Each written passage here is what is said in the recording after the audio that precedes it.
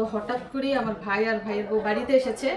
বিদেশ থেকে গতকাল আমার ভাই এসেছে এবং এসেই মোটরসাইকেল কিনেছে, কিনে আজকে চলে এসেছে আমাদের বাড়িতে, আমাদেরকে নিয়ে যাওয়ার জন্য মূলত এসেছে। তো হঠাৎ করে এসেছে, ঘরে যা ছিল তাই দিয়ে আপ্যায়ন করছি। তো এখানে নুডলস রান্না করেছি, শরবত বানিয়েছি, ফল কেটেছি, আম, মালটা, আপেল, আঙুরও রয়েছে, আঙুরও বের করবো, আর আইসক্রিম আছে। যে দেখেন আইসক্রিম। আমার ভাই আবার পোটলা করে মজা আনছে, আমার জায়ের ছেলেদের জন্য আনছে, মিশারি মিশাদের জন্য আনছে, মানে আলাদা আলাদা করে তাদেরটা তাদের ঘরে দিয়ে আসছে, আর এখানে নিয়ে আসছি কিছু।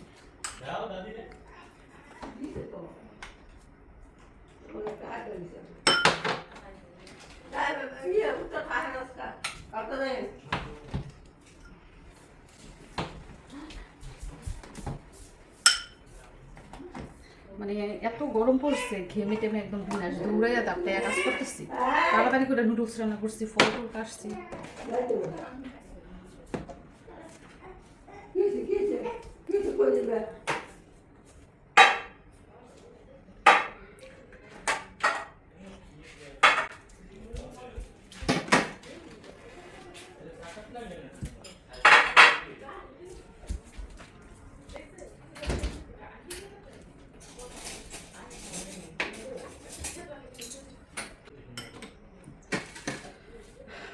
আপনাদের বাসায় ভাই আসলে কেমন লাগে?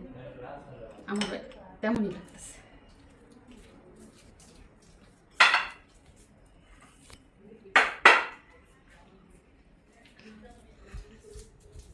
ঘরে কি আছে খুঁজতেছি, কি খাওয়াবো আমার ভাই।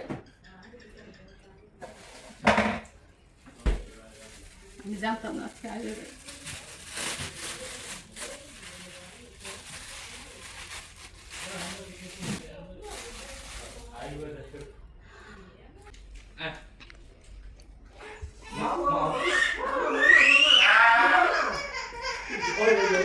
বুকটা ভেঙে চুরে ছাড়খাড় করে, কলিজাটা পুড়ে ছাই বানিয়ে, চোখের পানির সাগর বানিয়ে আদরের ভাই অবশেষে বোনের বাড়িতে আসলো ক্ষমা চেয়ে বোনের রাগ ভাঙাতে।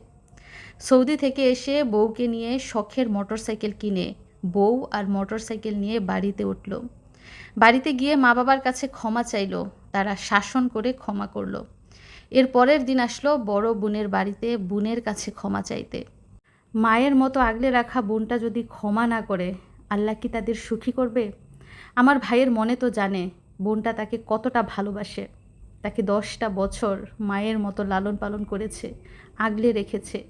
সেই ভাই আজকে অনুতপ্ত হয়ে বোনের দুয়ারে। অভিমানী বোনটা কি এখনও রাগ করে আছে? এখনও কি তার অভিমান বুকে চেপে রাখবে, নাকি ভাইটাকে ক্ষমা করে আগলে নেবে? মানুষ তাহাজ্জুদের নামাজ পড়ে নিজের জন্য, দোয়া করে স্বামী সন্তানের জন্য, দোয়া করে মা বাবার জন্য। আর আমি বারবার দোয়া করেছি আমার ভাইয়ের জন্য। আল্লাহর কাছে মোনাজাতে অনেকবার বলেছি আমার ভাই যেন সুস্থ থাকে, সহি সালামতে থাকে, জীবনে যাতে অনেক বড় হয়।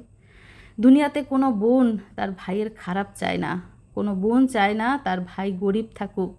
নিজের জীবন দিয়ে হলেও ভাই বিপদে পড়লে বোন সাহায্য করে। আর আমার এই ভাইটা কতটা বদলে গেল, মা বাবা বোন ভাগিনা সব ভুলে গেল। আমাদের কত সুন্দর সংসার ছিল, হাসি খুশি আনন্দে ভরা। সংসারটা কিভাবে নষ্ট হয়ে গেল। হে আল্লাহ, তুমি আমাদের সংসারটা আবার আগের মতো সুন্দর করে দাও। আল্লাহ, তুমি সবাইকে হেদায়েত দান করো। আমিন।